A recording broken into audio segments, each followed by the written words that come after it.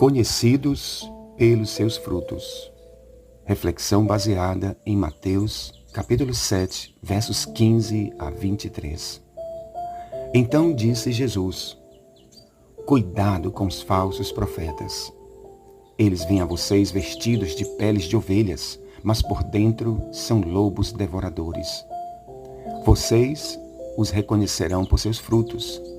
Pode alguém colher uvas de um espinheiro ou figos de ervas daninhas? Semelhantemente, toda árvore boa dá frutos bons, mas a árvore ruim dá frutos ruins. A árvore boa não pode dar frutos ruins, nem a árvore ruim pode dar frutos bons. Toda árvore que não produz bons frutos é cortada e lançada ao fogo. Assim, pelos seus frutos vocês os reconhecerão.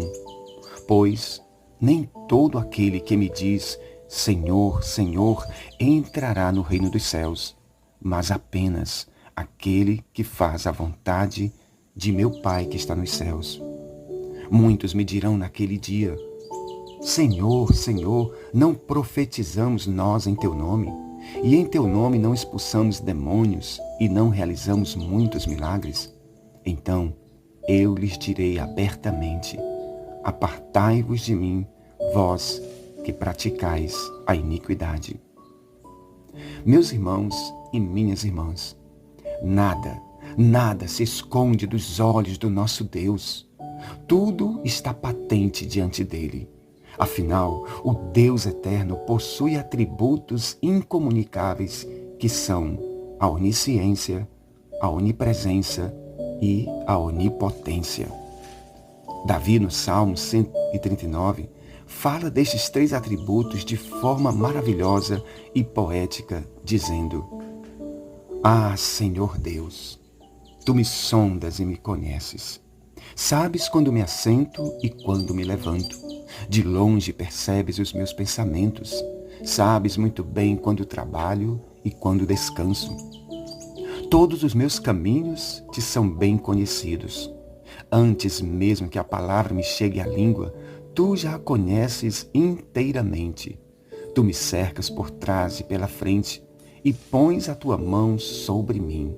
Tal conhecimento é maravilhoso demais, está além do meu alcance, é tão elevado que eu não posso atingir.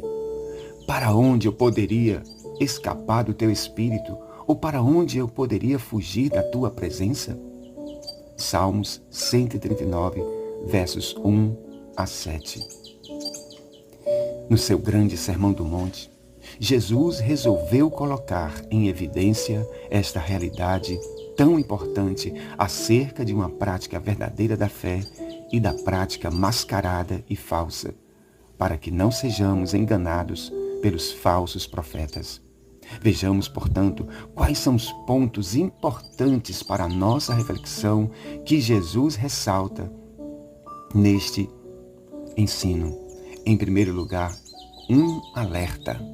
Ele disse: cuidado com os falsos profetas. Ao longo da história, sempre houve falsos profetas. Eles nunca vão deixar de existir. A existência deles corrobora o cumprimento das Escrituras. No meio do povo de Deus, havia esta classe de profetas. Eles eram respeitados e tratados com honra pelos reis e poderosos do passado. Por exemplo, os profetas de Baal. Estes 400 profetas tinham lugar de honra no palácio do rei Acabe. Contudo, um dia, Deus enviou apenas um profeta chamado Elias e derrotou a todos eles no Monte Carmelo. Em segundo lugar, um diagnóstico real. Vocês o reconhecerão por seus frutos. Como é importante, meus irmãos e minhas irmãs, este diagnóstico feito por Jesus. Ele é indispensável e urgente em nossos dias. Há muitos por aí falando de Jesus e da sua palavra, pois falar de Jesus chama a atenção e dá holofotes para quem fala. João Batista é um exemplo marcante para todas as gerações quando disse: mais importa que ele cresça e que eu diminua. Infelizmente, o que vemos é totalmente o contrário do que disse este servo do grande Deus. Com este diagnóstico aferidor em nossas mãos, Jesus está nos dando condições de conhecer o falso e o verdadeiro. Sendo assim, nada e ninguém pode nos enganar. Em terceiro lugar, esse ensino aponta para uma confissão verdadeira. Nem todo aquele que me diz, Senhor, Senhor, entrará no reino dos céus, mas apenas aquele que faz a vontade de meu Pai que está nos céus. Jesus, neste ponto do seu ensino, coloca o poderoso exame para aferir a fé e a confissão dos verdadeiros seguidores. Que aferidor é esse?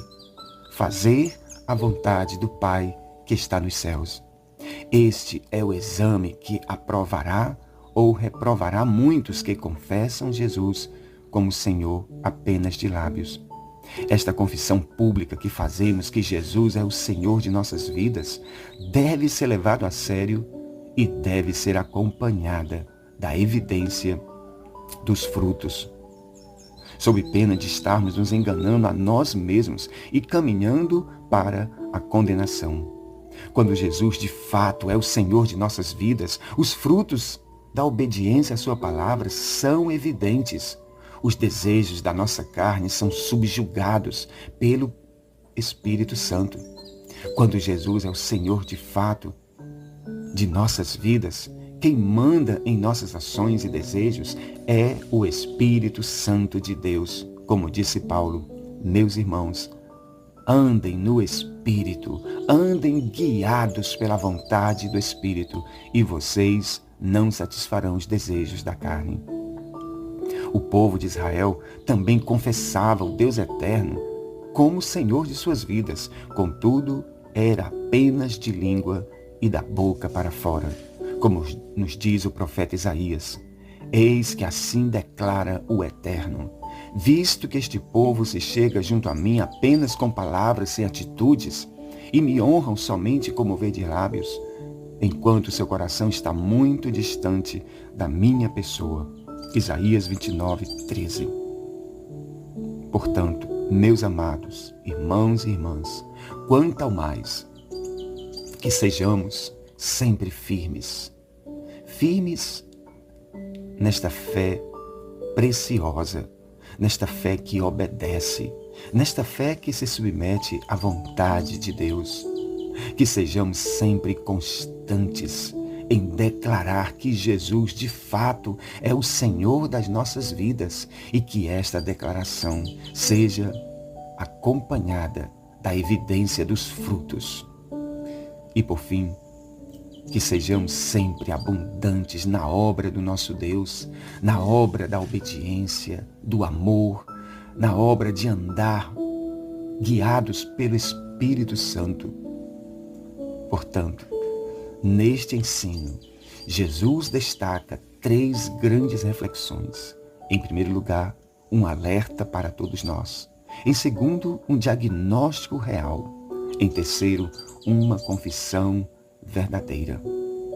Que a graça maravilhosa do Senhor Jesus, que o grande e eterno amor do Pai e as consolações do Espírito Santo estejam e permaneçam sobre todos nós, não só hoje, mas para todo sempre. Amém.